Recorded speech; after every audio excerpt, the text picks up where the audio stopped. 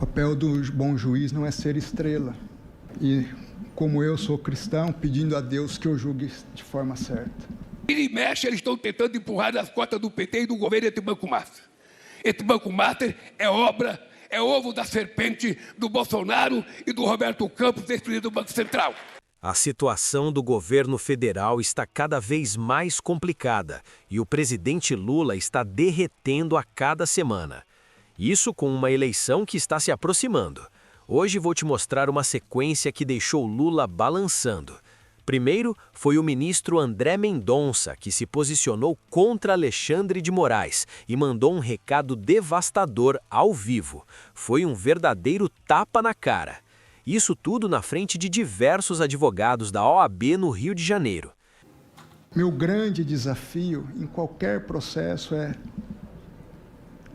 entender o que é certo, decidir de modo certo e fazer isso, Ana, pelos motivos certos, ou seja, simplesmente pelo dever de fazer o certo. E acho que esse é o papel de um bom juiz. O papel do bom juiz não é ser estrela, assumir a responsabilidade e julgar. E, como eu sou cristão, pedindo a Deus que eu julgue de forma certa, reconhecendo ao mesmo tempo que não somos perfeitos. O ministro está dizendo em público, Valdo, que eu tenho ouvido de interlocutores dele, você também. O juiz não tem que fazer mais do que sua obrigação, que é cumprir a lei, julgar de acordo com a Constituição. Acho que tem vários recados aí, porque, Demétrio, quando a gente olha para o histórico do Brasil nos últimos anos, tem sempre esse personagem do juiz justiceiro, salvador da pátria, herói. Tem um monte de recados nessa fala do ministro Mendonça também. Então, e com isso, claro, ao longo dessa trajetória do país, também acompanham as frustrações, as derrocadas, as decepções, porque se cria expectativa em torno de figuras que acabam adotando uma espécie adotam como se fossem mitos mesmo, né? Mitos, não consigo achar outra palavra. E agora a gente está diante desse caso Master, em que a gente precisa apenas que juízes, polícia, Ministério Público cumpram a lei. Olha, primeiro, boa tarde, Demétrio. Pois é. Vai, Valdo. Sim. Boa tarde, Demétrio. Perdão aí pelo atropelo. Andréia, nesse momento, não que todos os ministros do Supremo queiram ser uma estrela, mas há muita crítica em relação a uma boa parte do Supremo que acaba se destacando mais, né, do que o próprio processo, né, do que o próprio inquérito que ele comanda, né. Isso é ruim, né? Isso não é positivo.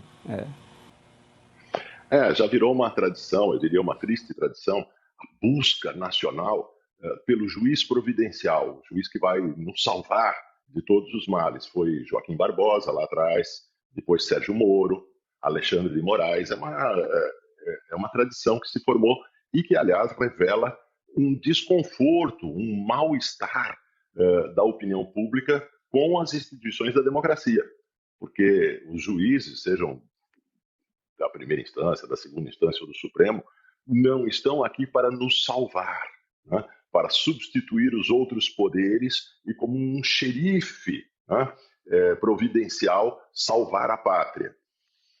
Essas declarações do ministro André Mendonça, elas são dirigidas diretamente contra Alexandre de Moraes. Elas são um discurso voltado contra Alexandre de Moraes. É um discurso correto, mas tem um alvo muito claro. O juiz providencial no momento, o salvador da pátria no momento, é Alexandre de Moraes. E essas declarações revelam uma cisão profunda dentro do Supremo. No caso do caso Master, nós tivemos há pouco a suspensão da quebra de sigilo do fundo Arling. Suspensão essa feita por Gilmar Mendes, que é uma ação exótica, que invade prerrogativas de uma CPI do Congresso. Há pouco, Flávio Dino tinha suspendido também a quebra de sigilo do filho de Lula, de Lulinha, né? Determinada pela CPI do INSS. Então, as CPIs do Congresso começam a ser, vamos dizer assim, as suas decisões vão sendo anuladas, decisões que são prerrogativas das CPIs, por ministros do Supremo. Quando André Mendonça diz que ele vai agir normalmente, de acordo com a lei, o que ele está dizendo é que ele não vai adotar medidas exóticas. E não parou por aí. A bomba veio na sequência. A jornalista Andréa Sadi, mais uma famosa por defender o governo, detonou o Lula ao vivo na Globo News. Lula tentou culpar Jair Bolsonaro e Roberto Campos Neto pelo caso do Banco Master, mas Sadi não aliviou. Ela expôs que o governo inteiro estaria envolvido no escândalo. Resultado, cenário pegando fogo. Mendonça pressionando Moraes, Sadi pressionando Lula. Tudo desmoronando ao mesmo tempo. Ele mexe, eles estão tentando empurrar as cotas do PT e do governo esse Banco Master.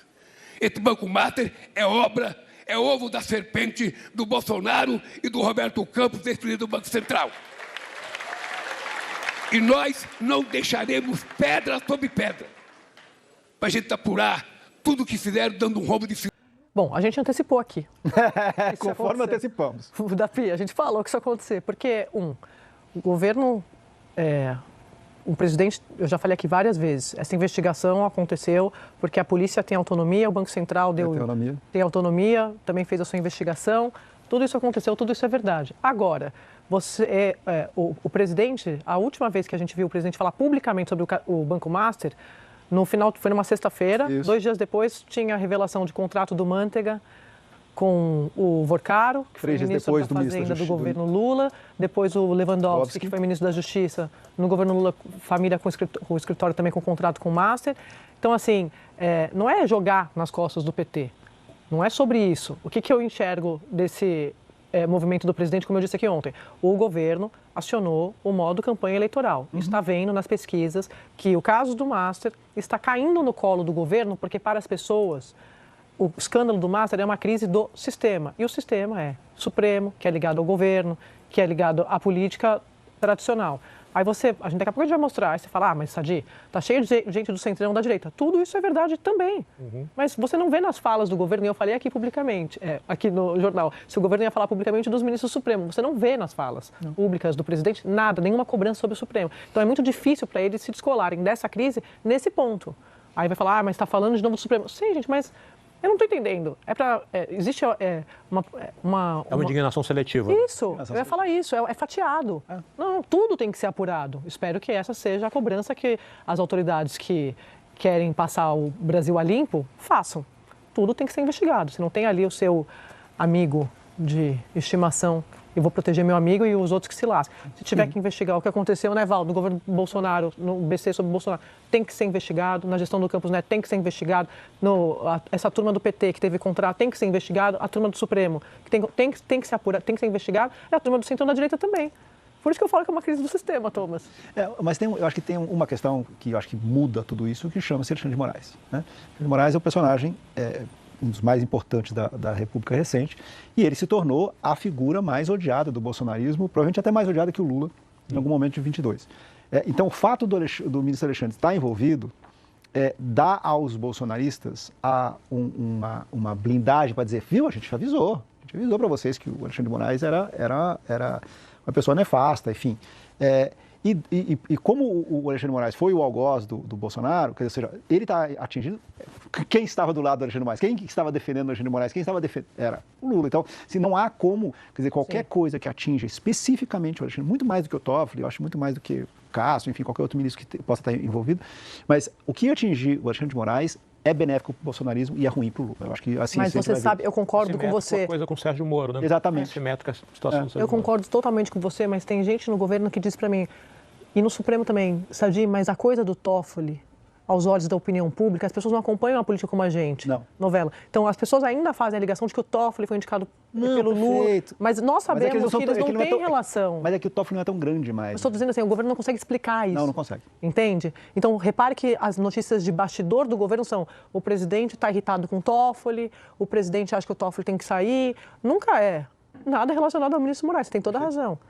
Porque Só que isso não vai funcionar, Exatamente, não vai. apesar da tentativa, né? Mas para mostrar que, de fato, eles não têm, a gente sabe, eles não têm nenhuma relação Toffoli e o presidente Lula, inclusive, tem uma mágoa enorme do presidente Lula com o Toffoli por causa da Lava Jato. Depois o Toffoli botou dentro do Supremo o general Fernando Azevedo e Silva para fazer um gesto a Bolsonaro. Enfim, não tinha uma relação com a Dilma também.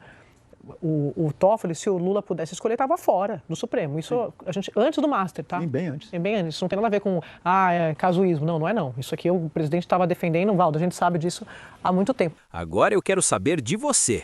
Qual a sua opinião? Se o governo Lula continuar derretendo, existe a possibilidade de Lula não disputar a reeleição por saber que irá perder?